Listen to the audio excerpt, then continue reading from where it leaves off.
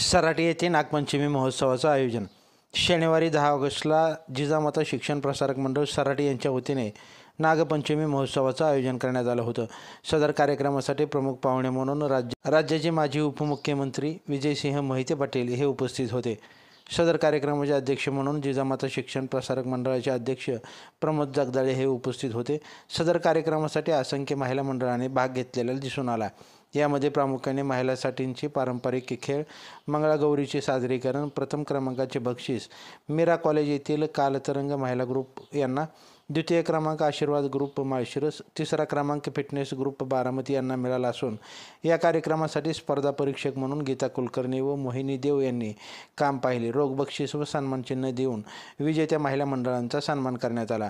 Live Maharashtra zone न्यूजसाठी माळशिरस तालुका प्रतिनिधी Anil Giridhar Khandagale. Live Maharashtra zone न्यूजच्या यूट्यूब चॅनलला सबस्क्राईब करा, तसेच आमच्या फेसबुक पेजलाही फॉलो करा.